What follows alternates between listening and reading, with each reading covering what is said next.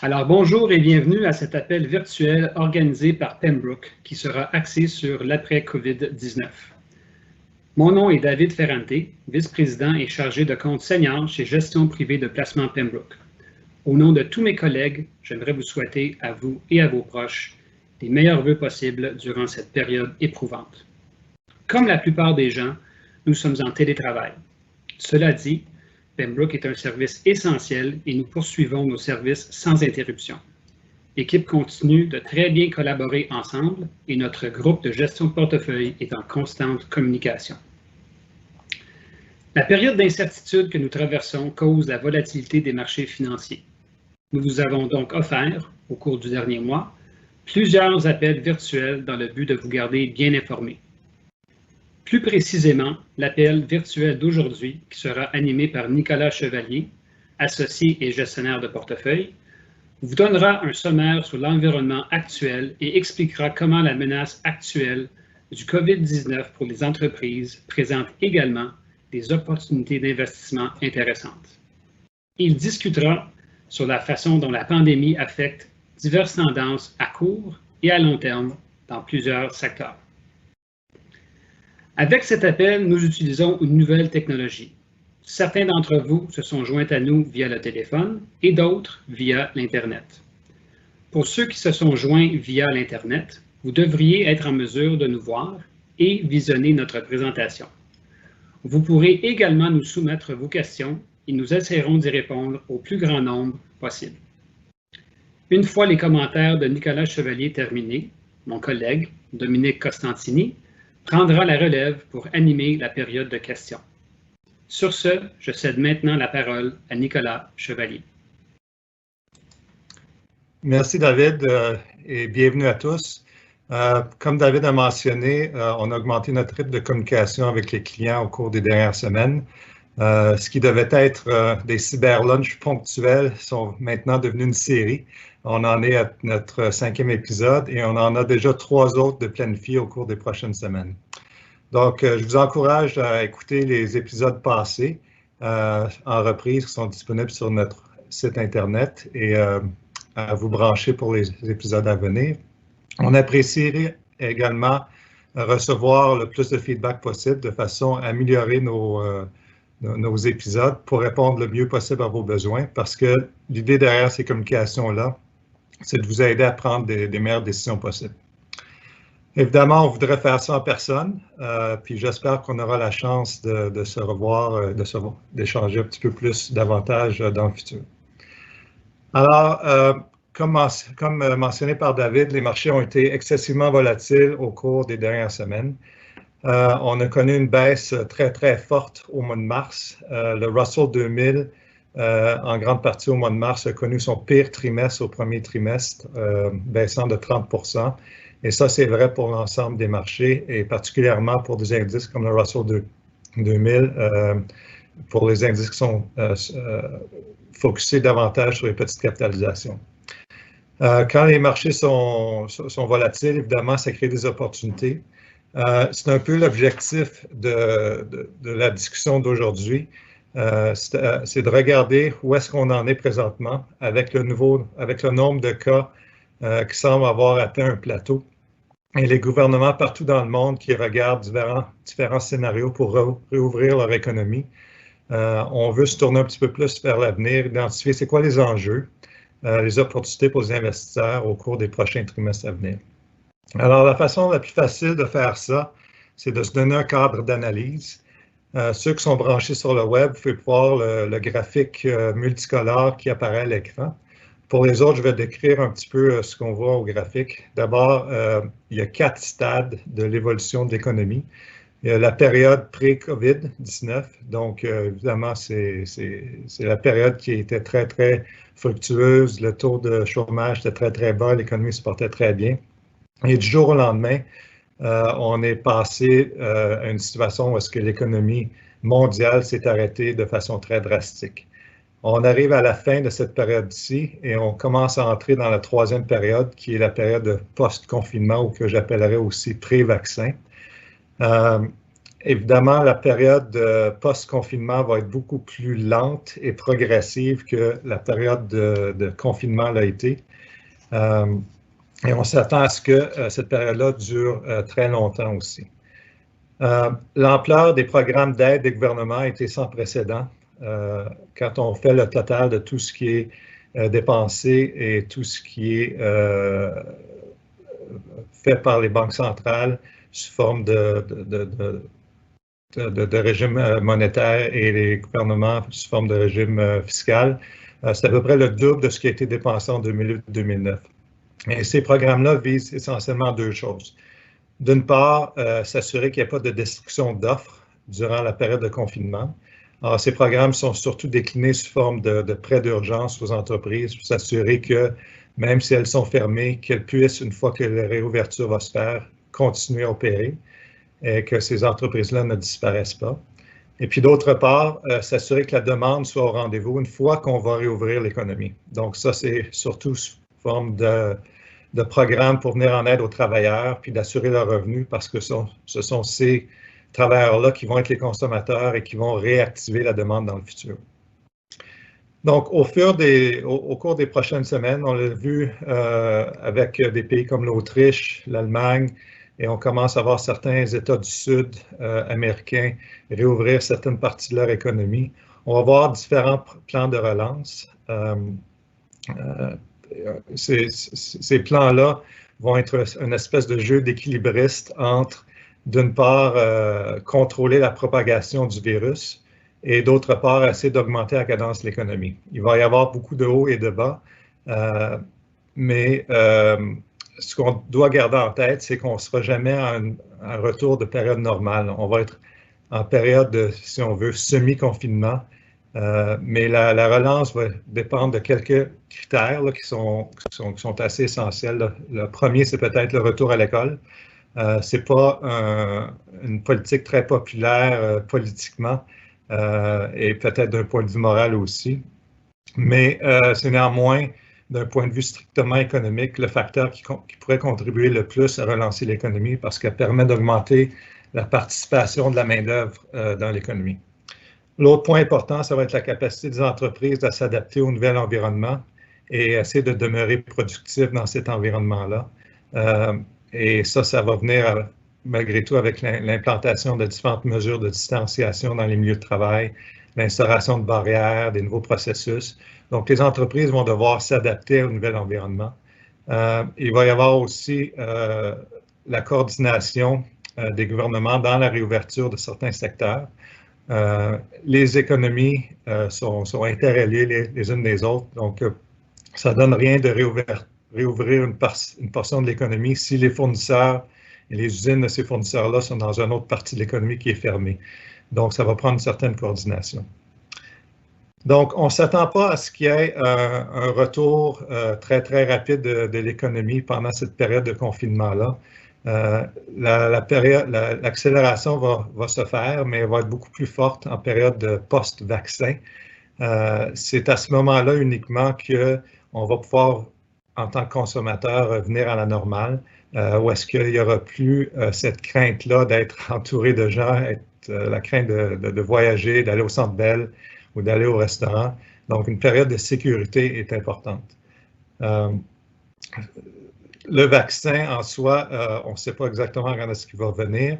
Les meilleurs scénarios disent que ce serait dans une période de 12 à 18 mois. Il y a énormément d'argent qui est dédié à trouver ce vaccin-là. Il y a au-dessus d'une centaine de candidats prometteurs. Un de ceux-là est développé par Johnson & Johnson. Cette firme, avec l'aide du gouvernement américain, ont dépensé, ou s'apprête à dépenser $1 milliard dans la recherche et la production d'un vaccin. Donc, en parallèle avec la recherche, ils sont en train de construire une usine pour assurer à peu près 1 milliard de vaccins annuels pour la population. Et eux autres mentionnent que leurs essais cliniques vont commencer en phase 1 en septembre et espèrent que dans 1 an, le tout serait prêt. Donc, le dénouement, en fait, est connu. On sait que ça va venir surtout par une solution médicale via ce vaccin-là et via l'ouverture progressive de l'économie. Tout ce qui est un peu inconnu, c'est le temps que ça va prendre. Donc, dans nos portefeuilles, ce qu'on a fait, c'est qu'on a essayé de catégoriser l'ensemble des entreprises, s'assurer que chacune d'entre elles soit capable de passer à travers une période de croissance ou de ralentissement actuel, mais de croissance éventuelle beaucoup plus lent. On a catégorisé ces entreprises-là en trois groupes, soit celles qui sont affectées par l'environnement actuel et qui auront un avenir un petit peu plus prometteur grâce à l'environnement. Puis je vais donner quelques exemples plus tard. Celles où il y a un impact qui est neutre, et puis évidemment celles où l'avenir va être handicapé. Alors, on sait tous que le virus a changé énormément la façon dont on consomme, nous tous en tant que consommateurs. Certains de ces changements-là qui vont demeurer, d'autres qui vont être seulement éphémères. On est tous en train de tester, comme on le fait maintenant, différentes technologies ou différentes façons de faire en ligne. Dans quelques années, on va sûrement regarder en arrière, puis on va trouver qu'il y a des choses qu'on a faites qui sont un peu drôles, comme des cours de gym virtuels avec d'autres mondes sur Zoom. Je ne pense pas que ça va durer dans le temps parce que l'expérience en ligne n'est pas comparable à l'expérience physique puis l'aspect social que ça amène. J'ai des enfants qui suivent des cours en ligne. Ça aussi, eux autres, ils trouvent ça bien drôle, mais pour plusieurs familles, l'école est essentielle, pas seulement pour l'apprentissage, mais sert en quelque sorte comme garderie, un rôle de gardiennage des enfants qui est important. Donc, si on regarde un peu pour retourner à notre cadre d'analyse, puis on regarde comme exemple l'industrie que tout le monde connaît, qui est celle des épiceries. C'est une industrie qui bénéficie, comme on sait tous, énormément présentement de la période de confinement. Quand on regarde l'accélération de leurs ventes, puis Metro a annoncé leurs résultats ce matin, qui évidemment est très, très, très fort. Il y a une accélération de leurs ventes qui est due au fait que les restaurants sont fermés, donc ils gagnent des parts de marché. Il y a aussi un phénomène que les gens ont rempli leur garde-manger, ont stocké leur garde-manger. Une fois qu'on entre dans la période de post-confinement, les ventes vont être appelées à ralentir parce que d'une part, la période de stockage, de garde-manger est terminée, mais aussi au fur et à mesure que des commerces vont ouvrir, les gens vont retourner un petit peu à leurs vieilles habitudes. Par contre, c'est vraiment après le vaccin qu'une fois que les restaurants vont pouvoir accueillir autant de monde qu'ils voudraient que la période de manger à la maison, comme on le fait tous présentement, va vraiment ralentir. Donc, on pense qu'avec le temps, les gens vont retourner à leurs habitudes. Les gens aiment ça consommer. Une fois qu'ils vont être en sécurité, les ventes des épiceries traditionnelles vont demeurer les mêmes. Par contre, ce qui change, évidemment, c'est tout ce qui est épicerie en ligne, où est-ce que là, il peut y avoir des changements séculaires beaucoup plus importants. Alors, les épiceries en ligne connaissaient déjà une croissance, même si ce n'était pas une forte demande, parce qu'il y avait très, très peu de gens qui utilisaient les épiceries en ligne dans le passé. Par contre, c'était quand même en forte croissance. Cette croissance-là s'est accélérée, comme les épiceries traditionnelles, pour les mêmes raisons. Stockage du garde-manger, part de marché gagnée des restaurants. Mais ce que ça a eu comme impact, c'est d'exposer beaucoup plus de monde que ça aurait été le cas à l'épicerie en ligne. Et c'est pour ça qu'une fois que les gens vont retourner à la normale, il y en a certains d'entre nous qui allons continuer à utiliser l'épicerie en ligne. Peut-être pas aussi souvent qu'on le fait présentement, mais peut-être à raison d'une fois par semaine, une fois par 2 semaines. Donc, à la marge, la période de confinement a créé des changements et a accéléré des changements dans nos façons de consommer. Donc ça, c'est un des exemples où est-ce qu'il y avait déjà une tendance séculaire qui s'opérait avant la période de confinement et ça a été accéléré par la période de confinement. Alors ça, c'est un des exemples. Peut-être utiliser un autre exemple qui est l'industrie des sports motorisés. Sports motorisés, bon, c'est évidemment des motos, c'est des véhicules récréatifs, c'est des véhicules tout-terrain, des bateaux, tous des éléments dont on peut se passer, qui sont des achats très, très discrétionnaires. Qu'en temps difficile, on est capable de reporter et ça ne change pas nos vies énormément.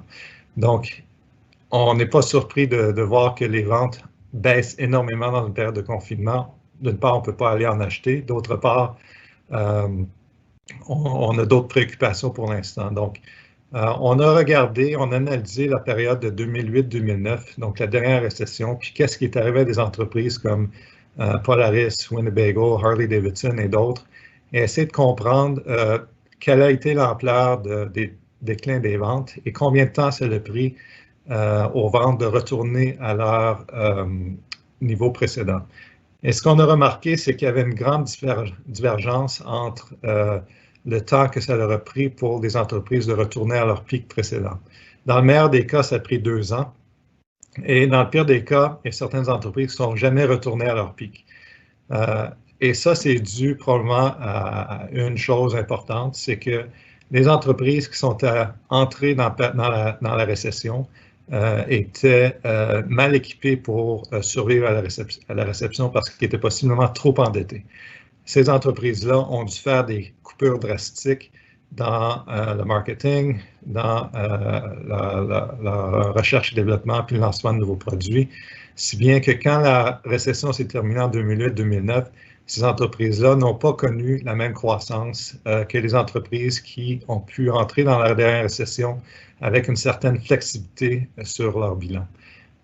On s'attend à ce que la même chose se produise non seulement dans l'industrie des sports motorisés, mais aussi dans plusieurs autres industries présentement, où est-ce que certaines entreprises sont trop endettées et malgré l'aide gouvernementale, vont avoir la difficulté à survivre et ça va bénéficier évidemment ceux qui vont être capables de passer à travers.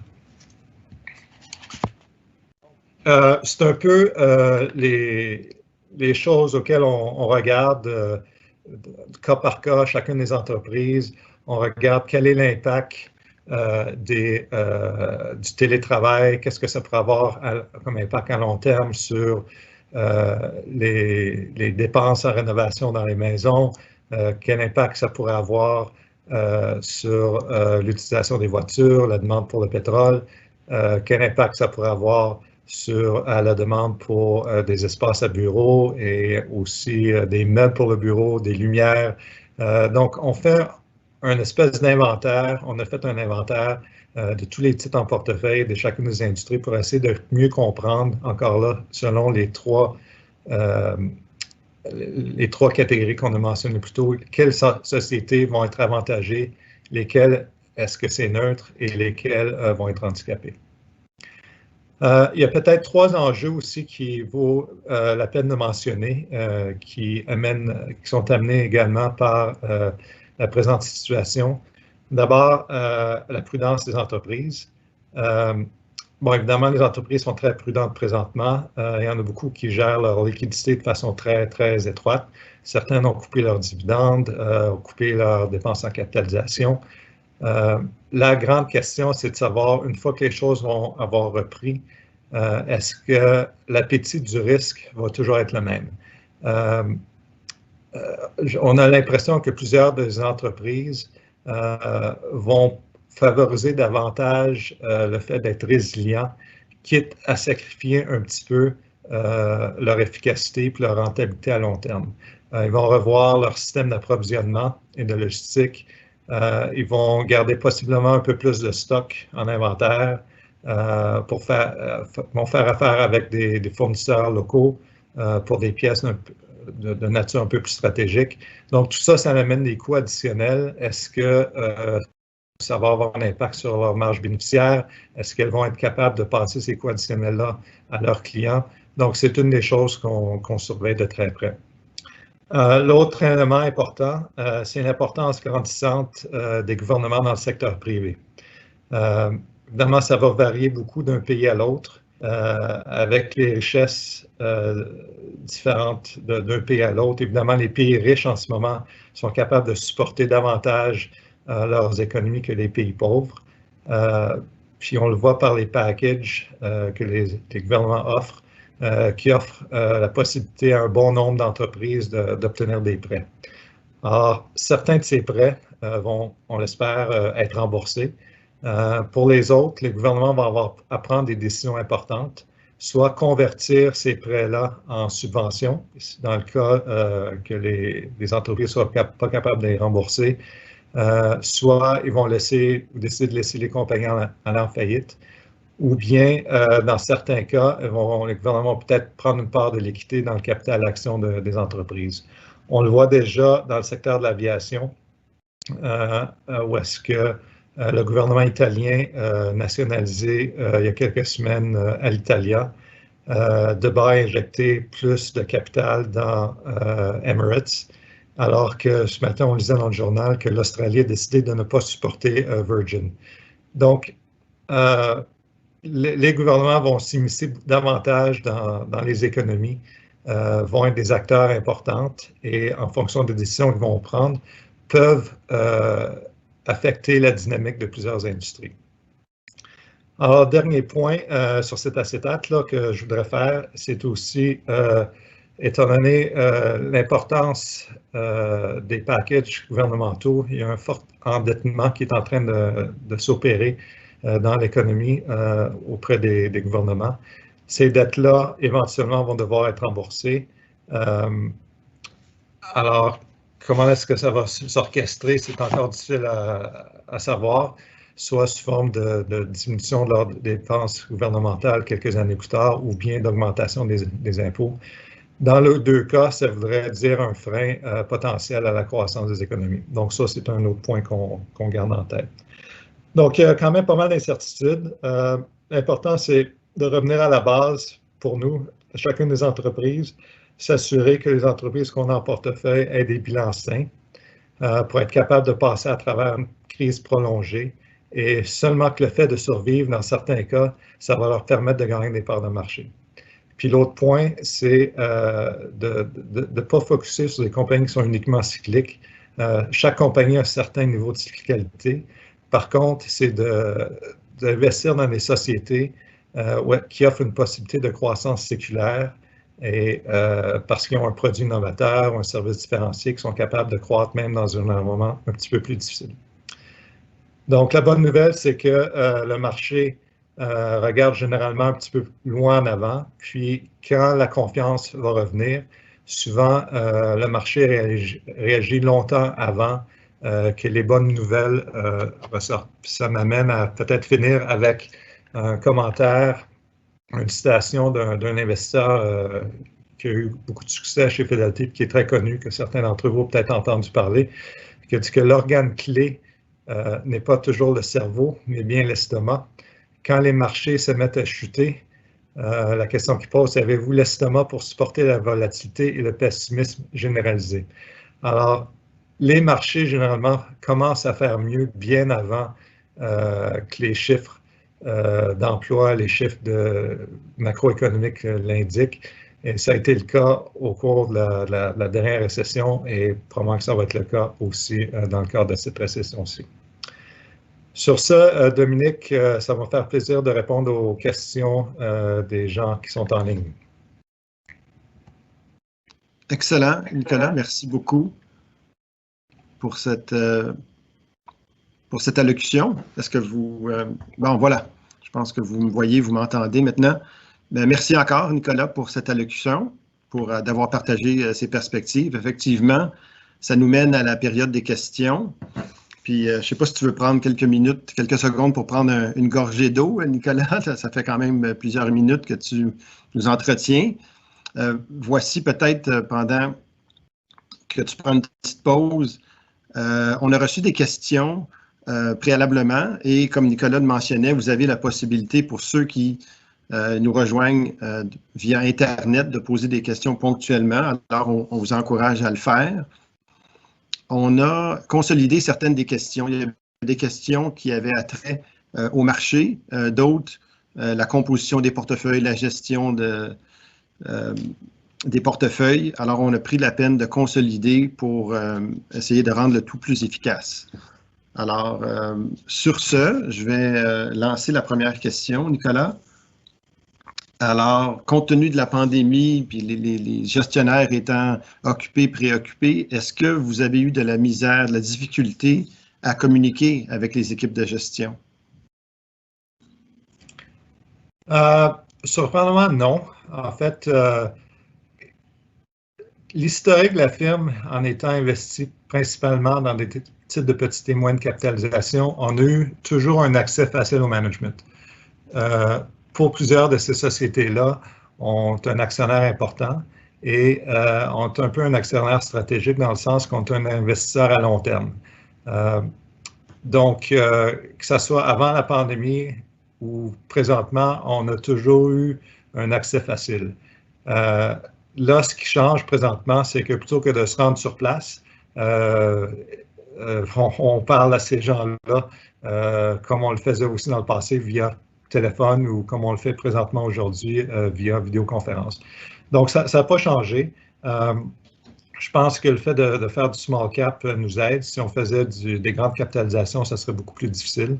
Mais c'est impressionnant à quel point l'accès n'a pas changé. On parle à ces CEO-là qui parlent de leur maison comme nous, on parle de notre maison. Merci. Une autre question, celle-ci est en lien avec les portefeuilles, la composition des portefeuilles. Suite à vos analyses, alors tu nous as exposé un peu le prisme à travers lequel on regarde les portefeuilles. Il y a une question ici, suite aux analyses que vous avez faites en lien avec la nouvelle réalité, peut-être partager les changements, l'évolution du portefeuille, peut-être parler des secteurs. On avait des questions dans ce sens. Je pense pas que la répartition sectorielle, en fait, pas que je pense pas, je sais que la répartition sectorielle n'a pas changé de façon prononcée. Il y a peut-être un petit peu plus de poids en technologie que ça a été dans le passé, simplement parce que c'est là qu'on trouve le plus grand nombre d'opportunités, puis c'est ces titres-là qui ont le mieux fait récemment.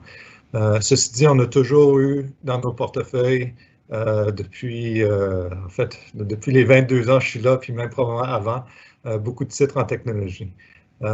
C'est pas un choix précis d'être en technologie ou d'être dans un autre secteur.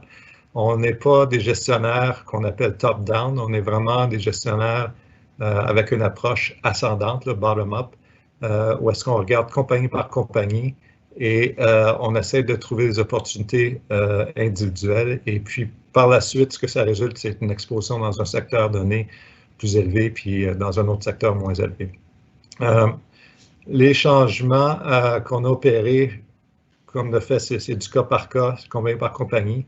Il y en a eu un petit peu plus qu'à l'habitude, tant au Canada qu'aux États-Unis, parce que quand les marchés baissent, et les marchés baissent pour chacune des compagnies, souvent, ça crée des opportunités dans des titres qu'on regardait peut-être dans le passé, des titres qu'on avait toujours eu envie d'acheter, mais qu'on trouvait trop cher.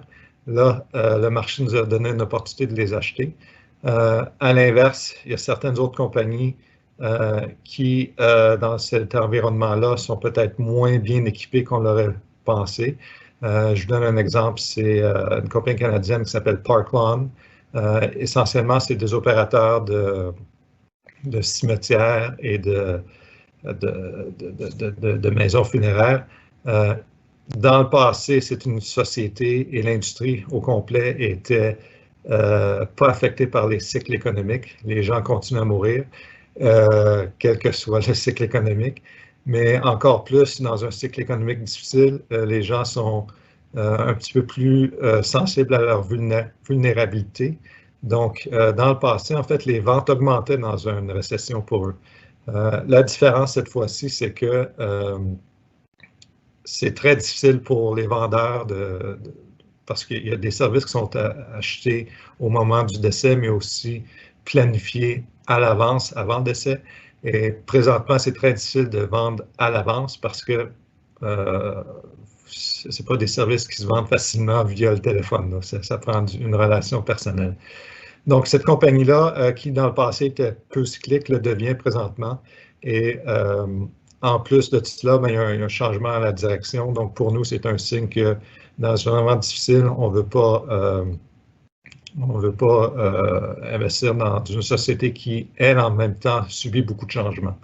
Donc, c'est pour ça qu'on a redéployé une partie de l'argent dans ce titre-là, puis dans d'autres, dans des titres qui sont un petit peu plus sécures, plus éprouvés. Ça peut être un autre exemple, ça serait Quincaillerie Richelieu qu'on a acheté, qu'on a en portefeuille depuis plus que 20 ans, mais on a rajouté un petit peu en portefeuille parce que historiquement, c'est dans un endroit comme celui-ci où est-ce qu'ils sont très actifs, puis ils font des acquisitions. Ils l'ont fait en 2008-2009. Présentement, la compagnie n'a pas de dette, a beaucoup d'encaisse, et on s'attend à ce qu'ils profitent du fait que les évaluations ont baissé pour continuer à faire des acquisitions. Donc, c'est une longue réponse, Dominique. J'espère que ça répond à ta question. Oui, non, merci pour ça. Mais je sens le besoin de te relancer avec, que tu as fait des commentaires au niveau du secteur de l'énergie, des ressources. On l'a mentionné dans des cyberlunchs préalables, qu'on a très peu d'exposition, quasiment nulle à l'énergie et effectivement nulle au secteur des ressources. Peut-être ça a été reconfirmé si ça a évolué. Et d'autre part, peut-être parler un peu des effets indirects là, que le pétrole peut avoir, les impacts que ça peut avoir sur notre portefeuille. Puis tu as mentionné Quincaillerie Richelieu, puis peut-être mentionner s'il y a d'autres, si l'environnement nous a donné l'opportunité de revoir le pipeline d'idées que l'équipe de recherche maintient toujours, puis voir est-ce qu'il y a des choses qui sont apparues sur le radar là, qui étaient une aubaine, là, où ce que là, on a confiance qu'on a une bonne compagnie à un bon prix. Peut-être faire quelques commentaires dans ce sens-là, s'il te plaît. Oui, donc, si je comprends, il y a deux éléments de la question, l'énergie puis des nouveaux titres en portefeuille. Alors, l'énergie, comme tu as mentionné, on n'a pas de titres en portefeuille aux États-Unis directement, qui sont des compagnies d'exploration et de production d'énergie. C'est aussi le cas dans notre fonds de dividendes, où est-ce qu'on n'a aucun titre dans le secteur. Au Canada, dans notre fonds de croissance, on n'en a seulement qu'un, une compagnie qui s'appelle Parex, évidemment, qui souffre comme plusieurs des compagnies dans le secteur. Heureusement, eux autres ont un coût de production beaucoup plus faible que d'autres. Alors, bien qu'ils souffrent peut-être relativement moins que d'autres. Ceci dit, il y a des effets indirects au secteur, au prix du pétrole qui est très, très bas, très déprimé. Dans certains cas, c'est des effets positifs. Dans certains cas, c'est des effets négatifs. Bon, dans les cas positifs, c'est ceux, les compagnies qui ont tous comme intrant le pétrole, que ce soit une compagnie qui fabrique aux États-Unis, une société en portefeuille qui s'appelle Trex, qui fabrique des planches à galeries en composite. Donc, eux autres, dans leur cas, c'est positif. Ça peut être des compagnies dans le secteur de la consommation qui ont besoin d'emballage, qui ont besoin de faire livrer leurs marchandises. Donc, ça, je peux penser à une compagnie comme Jamieson Labs, donc, qui fait des vitamines, des suppléments au Canada. Évidemment, ont des bouteilles en plastique, sous forme d'emballage, font distribuer leurs produits à travers le Canada. Donc, dans ces cas-là, c'est positif. Pour d'autres, c'est négatif. Que ce soit un détaillant qui a des magasins en Alberta, on sait que l'économie va être déjà de la difficulté, va être encore plus déprimée. Donc, quiconque a des magasins en Alberta, ça va être encore pire. Ça peut être, c'est négatif pour le système bancaire qui a une exposition sous forme de prêt à l'industrie pétrolière et à l'industrie en général albertaine. Donc, il y a des pour, des négatifs là, à travers le secteur de l'économie. Pour ce qui est de ta deuxième question, tu demandais, y a-t-il des titres en portefeuille qu'on regardait pour lesquels on a trouvé un prix alléchant? Tout à fait. Je peux vous donner deux exemples. D'abord, une société qui s'appelle Five9, que mon collègue Matt a acheté. C'est une société qui regardait depuis plusieurs années et fournissent essentiellement des logiciels pour le secteur des centres d'appel. particulièrement des logiciels qui permettaient d'opérer des centres d'appel à distance. Donc, on sait que dans un environnement de confinement, c'est très difficile d'avoir des centaines, sinon des milliers de personnes cordées l'un contre l'autre dans des bureaux pour opérer un centre d'appel. Donc, eux permettent d'offrir des centres d'appel en mode de télétravail. Donc, éventuellement, c'est vraiment la voie de l'avenir. Ce titre-là, comme d'autres, a baissé énormément et puis a procuré un point d'entrée intéressant pour nos portefeuilles américains.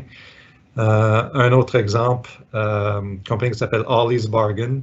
C'est très difficile dans le secteur du détail actuellement. Comme on sait tous, les magasins sont fermés. Les magasins ont passé des commandes. Certaines de ces commandes-là arrivent. Les magasins se retrouvent avec énormément d'inventaire dans leur centre de distribution, en plus de l'inventaire qu'il y a dans leur magasin. Tout cet inventaire-là va être liquidé. Ollie's Bargain, essentiellement, c'est un liquidateur. Ils ont des magasins. C'est des magasins à escompte. Là. Ils achètent essentiellement pour 10 cents sur le dollar la marchandise d'autres détaillants qui ne veulent plus.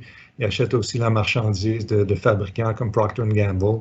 Et puis, ils l'achètent, comme je disais, très peu cher et le revendent évidemment très peu cher, moins cher que chez Walmart aux consommateurs. Donc ça, ce sont deux exemples de sociétés qu'on a achetées récemment parce que les marchés ont baissé beaucoup. C'est des sociétés qu'on surveillait déjà de près dans le passé et on a eu une opportunité avec un point d'entrée un petit peu plus attrayant. Excellent, merci. Alors, on va se rappeler de ces deux sociétés-là. On se reverra dans... Il n'y a pas de garantie, par exemple. Merci pour ça, Nicolas. Une question qui nous vient de l'Internet. Tout simplement, envisagez-vous faire d'autres changements? Fait que,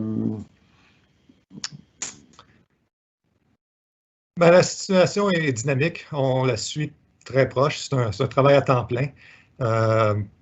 Donc, présentement, avec le scénario qu'on a, on est très satisfait des changements puis du portefeuille actuel.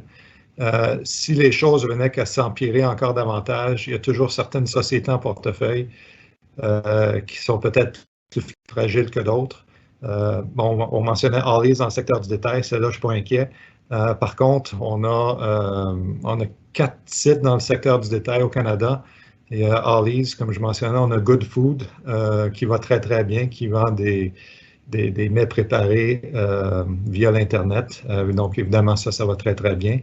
On en a 2 autres où est-ce que c'est un petit peu plus difficile parce que présentement, les magasins sont fermés, que ce soit Sleep Country au Canada, qui sont les magasins Dormez-vous au Québec. Leurs magasins sont fermés. Heureusement pour eux, ils ont très peu d'inventaire. L'inventaire est surtout détenu par les fabricants. Et puis, au sortir de la récession, ils sont probablement très, très bien positionnés pour bénéficier des difficultés de leurs concurrents. 40% de l'industrie est détenue par des magasins indépendants et probablement qu'eux autres, parmi eux, il y en a un très grand nombre qui ne survivront pas. Donc, eux autres vont bénéficier à long terme. Par contre, si la situation se prolonge et perdure de façon beaucoup plus longue qu'on le pense, ben c'est une des compagnies qui est peut-être la plus fragile en portefeuille. Merci pour ça. Donc, on n'exclut pas d'autres changements, mais il faut suivre de proche ce qui se passe. Excellent. Là, je vais te demander de sortir ta boule de cristal, Nicolas. On a une question en lien avec les marchés, puis peut-être qu'on peut conclure avec cette question. La question mentionne que les médias suggèrent que la montée récente des marchés ne perdurera pas, puis que le marché va retester les bas du mois de mars. Qu'en pensez-vous? C'est possible, tout comme ça peut être un autre scénario complètement différent. Je pense qu'il n'y a personne qui est capable de prévoir les marchés à court terme. Ce qui permet d'obtenir des rendements, c'est ces trois facteurs essentiellement. Là. Il y a trois sources de rendement. Quand on achète un titre boursier, d'abord, c'est le dividende que cette entreprise-là paye. Donc, si l'entreprise paie un dividende équivalent à 3 on part avec un rendement de 3 Ensuite, c'est les bénéfices par action qui sont en croissance. Puis le troisième point, c'est les multiples que les gens et que le marché est prêt à payer pour ces bénéfices-là. Le multiple à court terme est très volatile puis est très difficile à prévoir. Et en ce moment, c'est ce multiple-là qui cause beaucoup de la volatilité parce qu'il y a énormément d'incertitudes dans le marché. Quand je regarde sur une longue période de 3, 4, 5 ans, je suis encouragé par le fait que la croissance des bénéfices dans les titres qu'on a en portefeuille va être au rendez-vous et que les multiples qu'on paye actuellement sont attrayants. Par contre, ça peut changer beaucoup d'ici 6 mois pour ces multiples-là. Ce qu'on sait, c'est que le marché escompte à l'avance les résultats à venir. Pour la prochaine année, les résultats ne seront pas bons. Les entreprises vont afficher des pertes dans certains cas ou des ralentissements importants de leur croissance des bénéfices. Mais quand le marché va vouloir regarder un petit peu plus loin en 2021, c'est là que le marché va reprendre. Puis quand on regarde les récessions précédentes, ça a toujours été le cas. Particulièrement pour nous, il y a plusieurs de nos clients qui ont un portefeuille bien diversifié avec nous et ils ont parlé avec leurs conseillers pour avoir une répartition qui est fonction de leurs besoins et leur niveau de tolérance du risque. Et dans ces portefeuilles-là, bon, il y a une portion importante investie en petite capitalisation.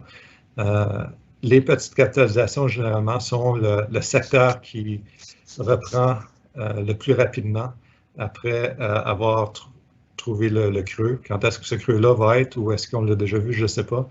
Mais quand on regarde les 20 dernières récessions et marchés baissiers, 8 fois sur 10, c'est les petites capitalisations qui surperforment les grandes capitalisations. Donc ça m'encourage pour l'avenir. Excellent. C'est peut-être une bonne note pour conclure l'appel. Merci beaucoup, Nicolas, et surtout merci à tous ceux qui nous écoutent. Merci d'avoir été avec nous pour ce Cyber Lunch. Comme Nicolas le mentionnait, si vous avez des questions additionnelles, certainement entrez en contact avec votre représentant. On essaie d'être présent, de vous rejoindre sur une base hebdomadaire. Et alors, la semaine prochaine, il y aura un autre lunch, mais tout d'abord, demain, Nicolas reprendra cette présentation, cette allocution. Il la fera en anglais. Et ensuite, la semaine prochaine, donc mercredi le 29 avril, Andrew Garshigan, qui est aussi associé et gestionnaire de portefeuille principal, nous entretiendra sur le fonds concentré Pembroke, particulièrement sur le rôle de la gestion du risque dans la construction d'un portefeuille concentré. Alors, avec ceci, ça termine notre Cyber Lunch. Merci beaucoup d'avoir été là. Restez en santé et au plaisir. Merci. Merci.